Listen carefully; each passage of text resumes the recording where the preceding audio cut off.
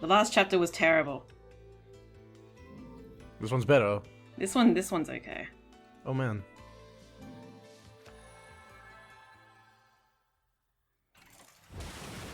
I don't like saying things like that like I actually know. Oh, this is when you get truly, like, I guess truly blind, right? Because you haven't seen any of this stuff. Well, I haven't seen anything past, what was it, the second chapter, I think? Yeah. Okay.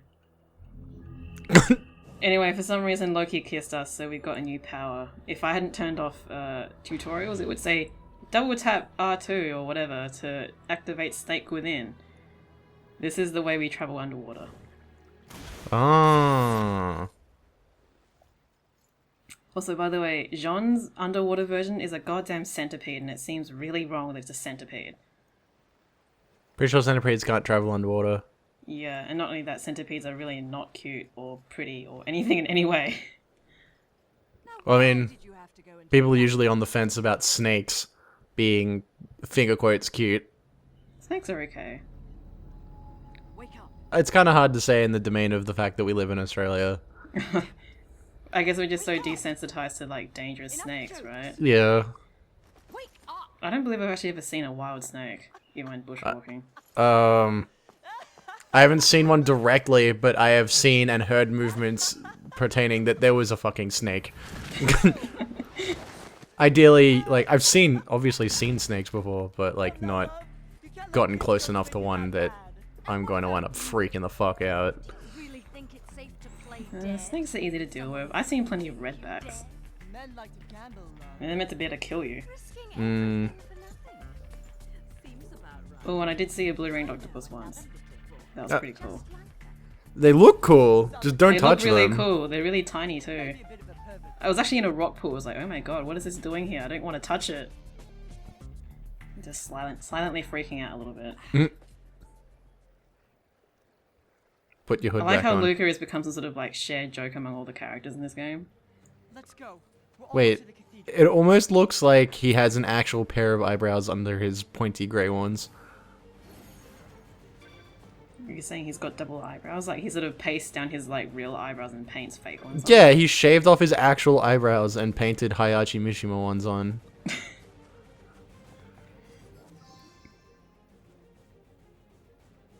City of Water, there's heaps of water in this goddamn chapter. Do we get underwater combat as a snake? Yeah. I mean, the snake works the same way as Panther, so you can offset with it and stuff. But it's really annoying to use. Anyway, Undine I'm putting on the hands, and obviously it can go on the feet as well, but on the hands it does horizontal wicked waves. And on the feet it does vertical, and I think honestly on the feet it's a little bit better. So wait, why did you put it on the hands then?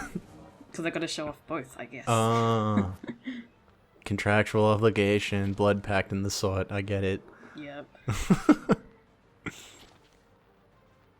don't know why I checked this. Oh yeah, because we're still missing that one bird in the first chapter. I like that the crow hops in. It's really cute, yeah?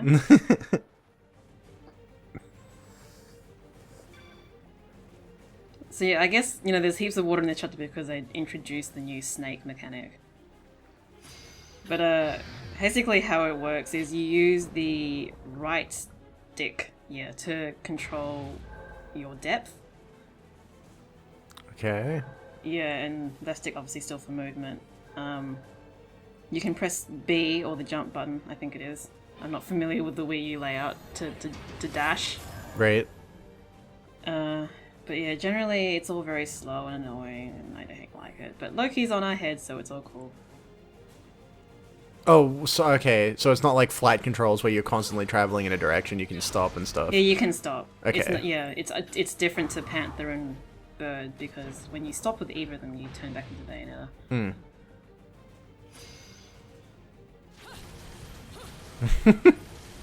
It's not a very majestic way of turning from a snake into a people. Yeah. Although being able to proc like Rikshasa charges into Snake, into not being Snake, and then throwing giant swords at people seems pretty great. So I would say there's a fire mode and there's an ice mode. The fire mode seems kind of useless because you can set enemies on fire, but I don't know if it actually does anything. I assume it would do like damage over time or something. Yeah, it's kind of hard to judge though, to be honest. But no, the more useful one arguably is the ice version. Mainly because there's an achievement for freezing 40 different kinds of enemies. And it does mean 40 different enemies, not 40 enemies. So you've got to freeze 40 different enemies in this game to get the Chivo. And that's one of the Chivos that actually I don't pop when I do this recording. Because fuck that. But do you have to select which version of Undine you want individually, or is there... No, it works the same way as Durga, so if you rotate the stick and you hit punch or kick, it will change versions. Okay. So yeah, the fact that, you know, it has a very similar sort of feel to Durga makes it just really feel like it was kind of like a trash version of it. Everything is trash, sorry. This is like weird inverted versions of the weapons from the first game. So like they give us kill gore, but instead of shooting rockets, we just blow ourselves up. Actually, is that weapon in the game? I don't care about spoilers anymore. Unfortunately, no. Damn it! Like, Kilgore was arguably the best thing about the first game, and there's nothing of that sort in this game. Kilgore was kind of an accident in Bayonetta 1 though. They kind of weren't paying attention to what they did with that. Well, the Kilgore glitch was pretty broken. There's no such thing in this game. Also, the freaking taunt for Undine is really terrible as well. My turn now. All the taunts in this game are terrible. Apart from Ask Your Mum. Apart from Ask... Which one is that? That's the long taunt. Oh, okay. So yeah, obviously they had to put in a Kamiya reference, and what better than to put in a Ask Your Mum Twitter reference? It was either that or some equivalent of blocking enemies in the video game. Yeah.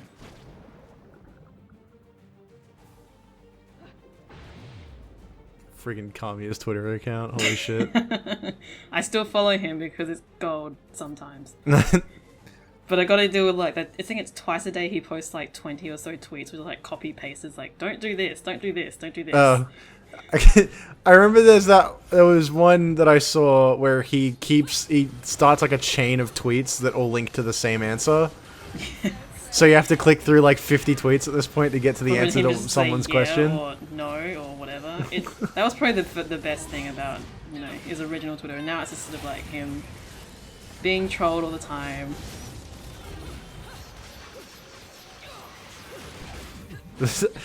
All the times they go, oh hey Kamiya, I really like to work on Revengeance.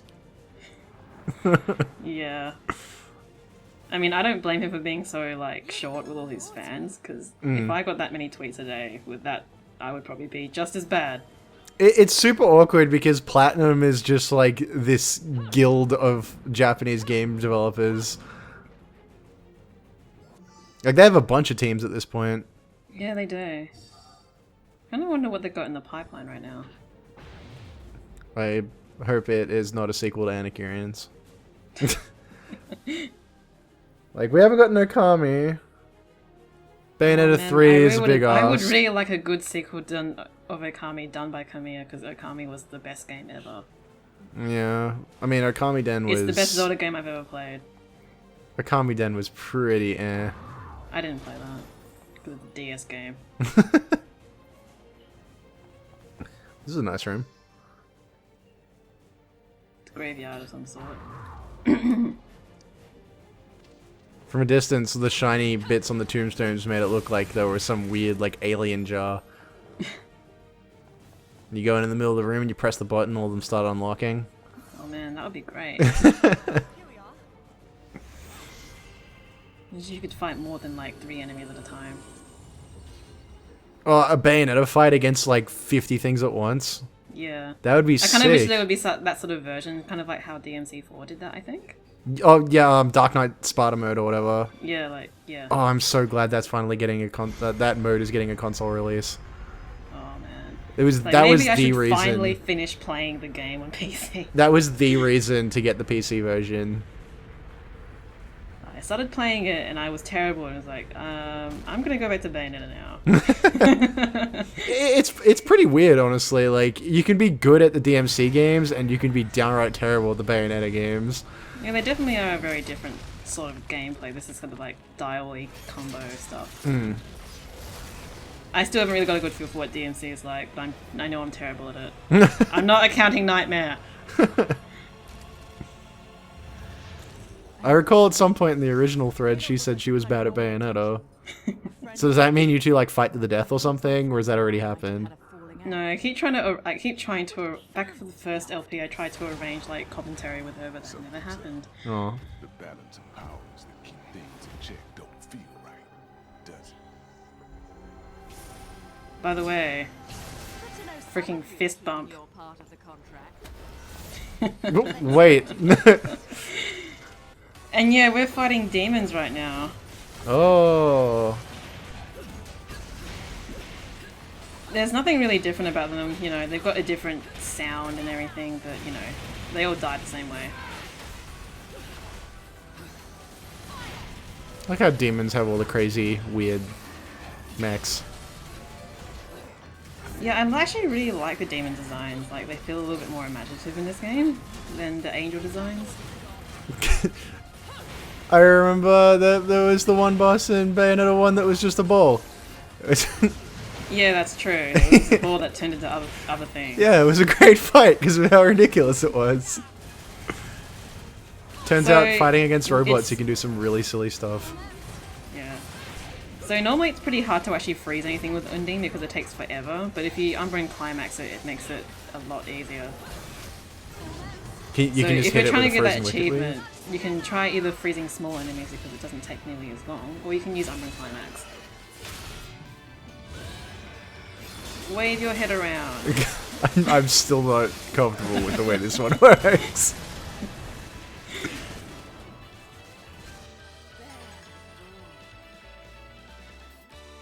Ooh, free weapons. Yeah, those enemies will always drop weapons when they die, I think.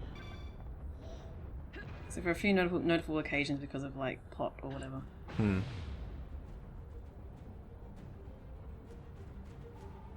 So yeah, you can stop.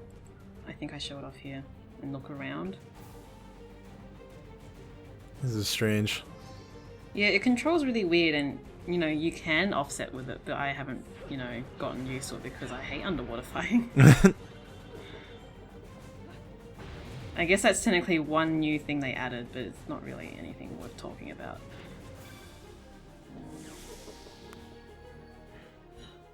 I'm kind of expecting at some point to see a Muspelheim that is like some kind of weird ass Donkey Kong 64 minigame where you have to go through a maze with a snake. No, nothing quite like that. I think this is the last kind of Muspelheim that is available. This is Don't Touch the Ground. Kind of different to Stay in the Air. So they give you platforms and you've got to kill enemies while preventing them from destroying the platforms, because they can destroy the platforms in like one hit. Oh. And of course it starts off pretty easy. You know, you get this pretty wide area. But at the end of it, it actually becomes pretty difficult. And I dare say this is probably one of the better new Muspelheims, because it actually kind of teaches you a little bit about doing air combos. Also, they mix up the arena for the first time in both games, I'm pretty sure. Yeah. Also, there's not many points during either of the games where they make you fight on destructible terrain, I'm pretty sure. Yeah, that's the only time. Oh, it's a pretty neat idea. Oh, one thing I have never mentioned in the 5 or so episodes of this LP, they changed Muspelheims in this game so that they're completely separate from the main playthrough. So in the first game, you could carry your magic and stuff into it, for example, but any magic you earn in Muspelheim stays in Muspelheim. So it's completely separate, and enemies don't drop halos in that mode either. It's just, yeah. Like, and it also, when you finished an Alfheim in the first game, it used to refill your magic to the top. Doesn't do it in this game. Yeah. Well, understandably. Yeah, that was how I assumed that weird fault with missing bits and pieces of the new health and magic you get when you exit a Muspelheim, because it just saves like raw numbers. Yeah. So it makes sense why the problem happens in the game, and if that's the actual way the Muspelheims work, it's a little tricky to fix. Not really. I'm not sure. I don't think so. It's, I don't know. I can respect. I'm not really a programmer. I'm just faking it. I can respect not having the desire to patch a Nintendo game because the process involved is really bad. But I don't think Platinum Games have patched too many of their games though. Like I know Wonderful 101 got either 1 or 2 patches because of actually a game-breaking bug. But other than that, I don't think very many of them got any patches. Yeah, I can't think of any like ones in particular. But then again, I never really followed patch logs for most of the PS3 Platinum games. Enemies dodging all the time is bad design, Platinum. I don't know why it's there, but it's fucking here.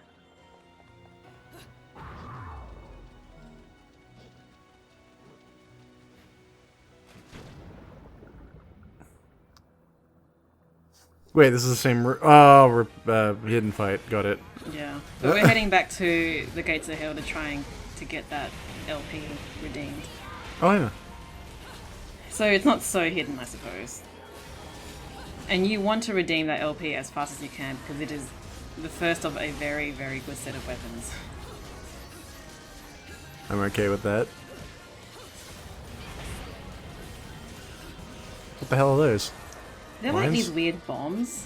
Like when they turn red, they'll explode and they'll hurt you. You can get witch time off of them. It's really weird. Fighting these enemies is really weird because the timing is all wrong. The timing? Yeah, like when you hear the flash and you dodge, they're still going to attack you. Oh. Yeah, so it's a the fake out. Yeah, it's a bit of a fake out. A lot of enemies do it. Weird. I didn't notice anything. It seems like you can actually break all these graves. I didn't notice that. 100% Like how Loki's desecration. tail is just flapping away. It's gonna require a lot of effort underwater. Another LP. No rest for the wicked. Even if I am jollier than the average demon. But no need to pity. Oh, he doesn't actually change these lanes. Anyways, be right back. This one's gonna be fun. Yeah, I don't think he does. The only thing that changes is when he comes up and say, "Hey, this thing is the real bitch. I hope you like it." This next one we get is a rope that we tie to Loki so we can use him as a flail.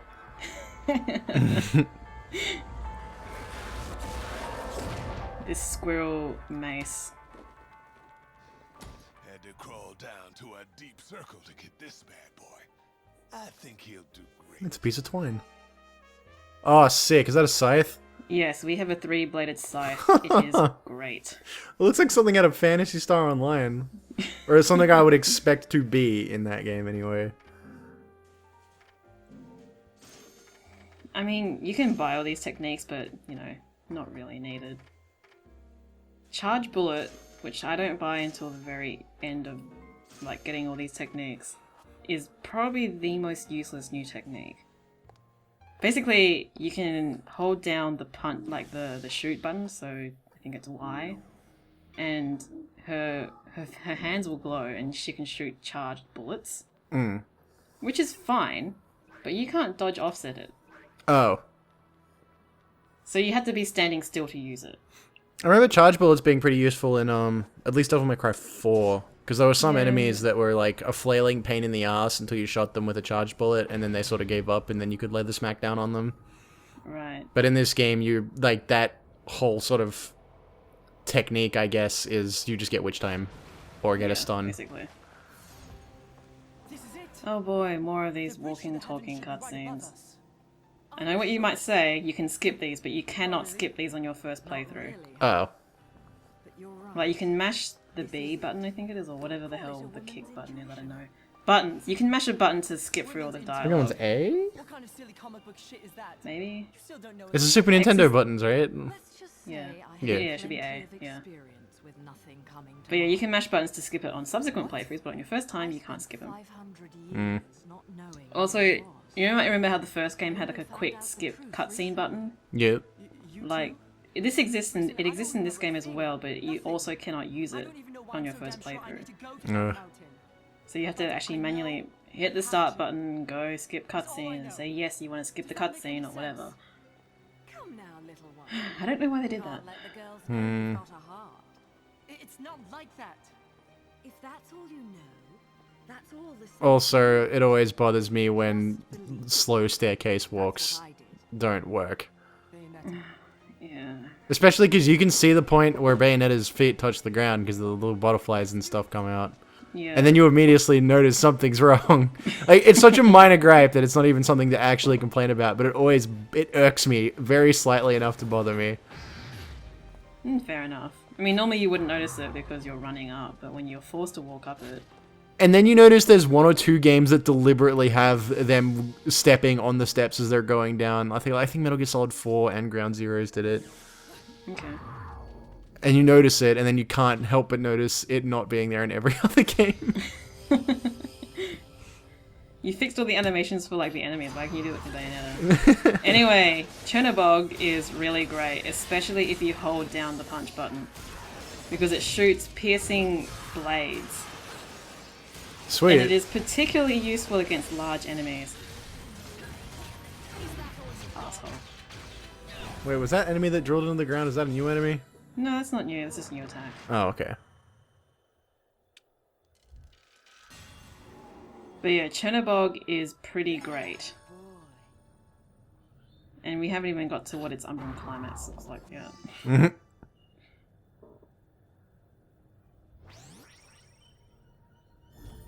I'm starting to wonder if, like, you get 2 bars of health in this game or if it just keeps stretching off the screen. No, it's the same deal as it was in the first game. Okay. I think maybe we're pretty... No, we're like at least 2 chapters away from getting our next health bar.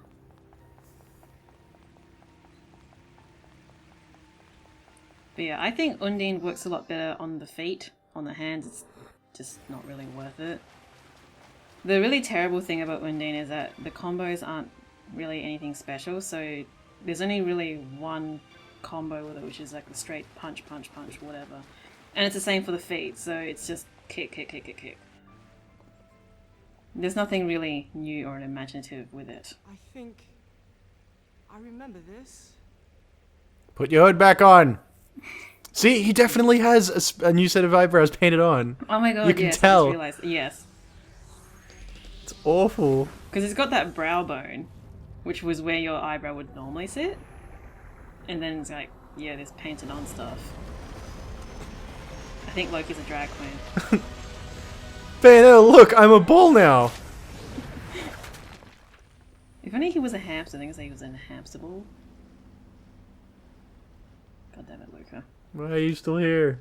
At least he doesn't have those stupid glasses on. Yeah, those glasses are probably the worst thing about his new design. Ah! No!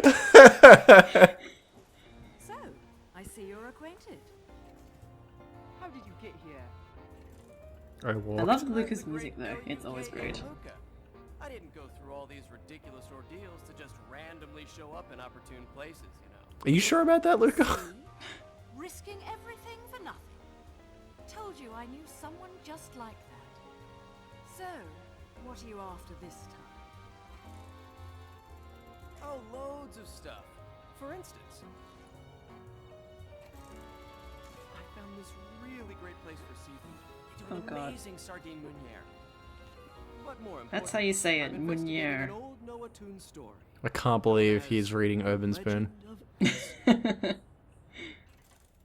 No, I imagine Luca would be more of like a... Oh, what's that other one? Yelp, I think it is? And this fairy I have tale- absolutely no idea. No? Yelp's more big in not Australia. For some reason it never took off here. You Oh, don't okay. say. The Legend of Aesir. A legend from the dawn of time. Yeah, this cutscene's pretty long. Oh.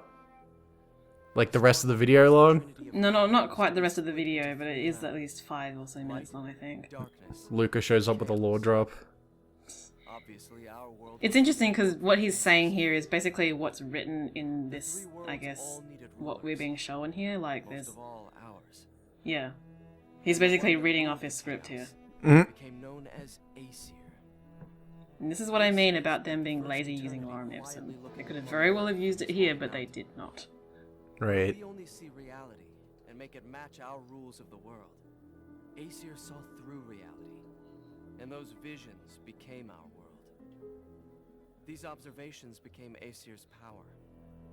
Aesir's eyes were truly the eyes that created the world.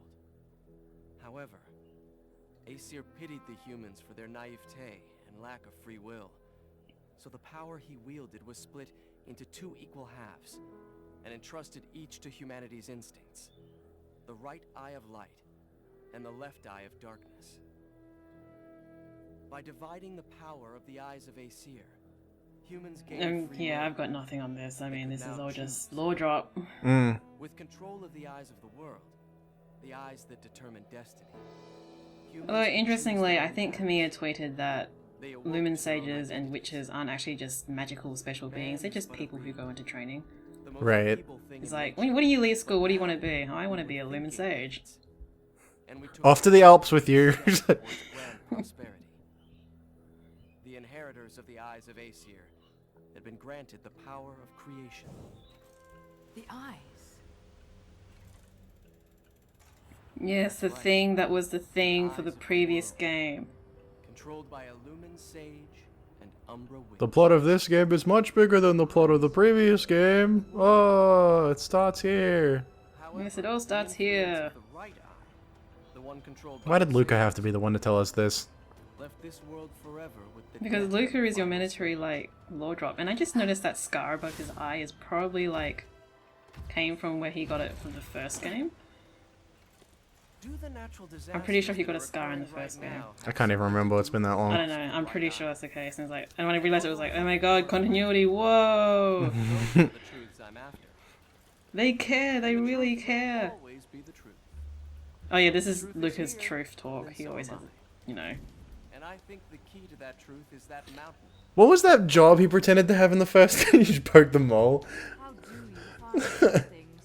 I don't know, he just snuck in to the city. Wasn't he like pretending to be a reporter or something? No, he actually is a reporter He slash is. journalist. Yeah, that would explain the weird truth talk. Not. Oh, bye. Dead. Now he has to climb all those stairs to get his hat back. Finally, that's ended. Get on the orb. Oh, is this cool gravity So where you can walk Chinnabog all is around pretty it? much just will own everything because it will kill everything pretty quick. Well, it It's is. actually kind of boring combo wise because it's not very interesting to look at, but by damn, it kills things fast. It's a sick, nasty scythe that is also part shotgun. So yeah, it's pretty cool. Holy shit. Also, Also, look at your triple S ranking. Sick nasty scythe. Sick styling scythe. smoking sick scythe.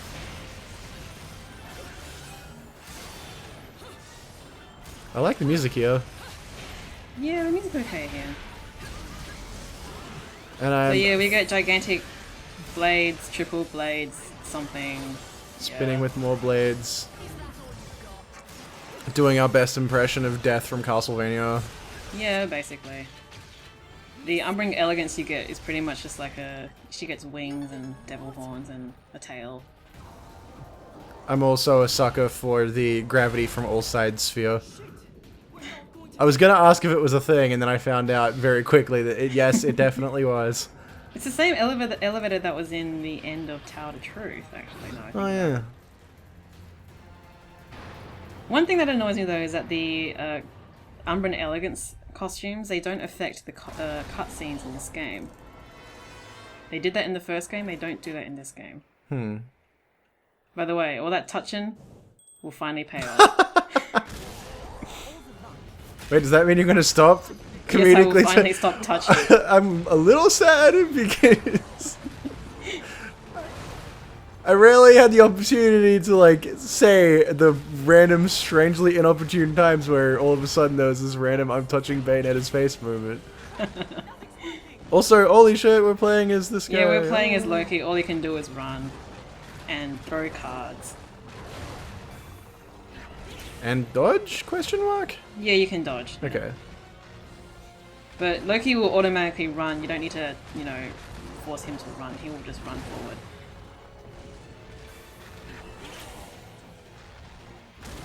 By the way, check out what this guy does in the background there. Just flails away. I love it. It's cute. If I can just do something about that. Come on. Huh. This music here kind of reminds me of, I think, Metal Gear Solid 3. The bit with the motorcycle at the end. Oh yeah, kinda. Like, I've gotten like hints of like Assassin's Creed from this goddamn music as well, and freaking Metal Gear Solid. The only Assassin's Creed game I played was Assassin's Creed 2, and you deleted my save, so I stopped playing it. So they don't actually introduce this new enemy here, but it's just an ice version of the fire dude. Right. I think it's called Gravitas. Well, I mean, when they had the fire ice things from the first game, they were introduced at the same time, right? Yeah, they were. So the obvious one being Grace and Glory. Yeah, yeah. I thought the fire Also, one might have freaking been camera, introduced. god. It doesn't seem too bad. At least it's fading through the pillars. Yeah.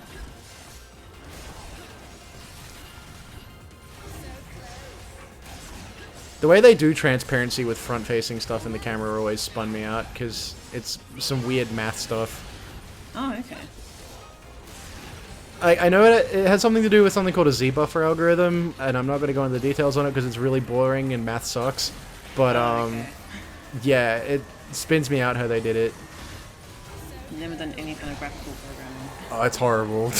It's either you love it or you never want to look at a computer screen again. Oh god. I already barely tolerate programming as it is.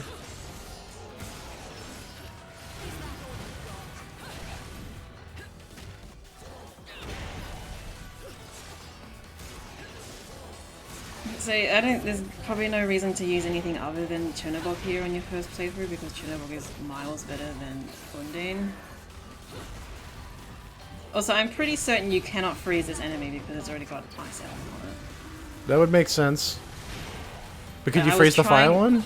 I was trying to burn him, but I don't think I managed to do it. Did you freeze the fire one? No. Oh yeah, I did. Oh, okay. So they actually might have consciously programmed elemental weaknesses on those guys. Yeah, that's what I kind of thought they probably did, but I haven't actually experimented with it. Mm.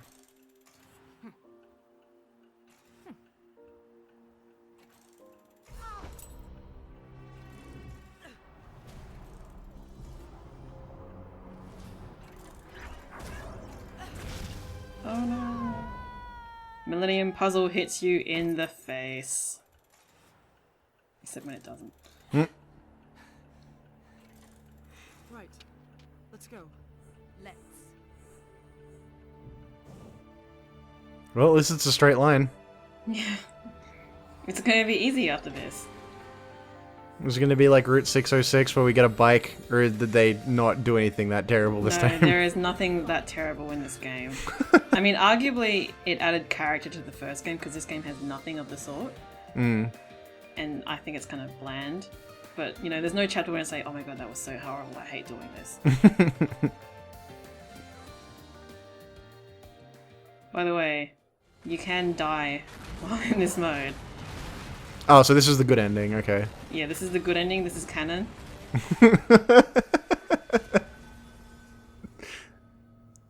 This is the most beautiful screen I've ever seen. And obviously when you hit no, it just fades to black, so yeah. Oh. I left it a bit longer because you had to just admire it. You know?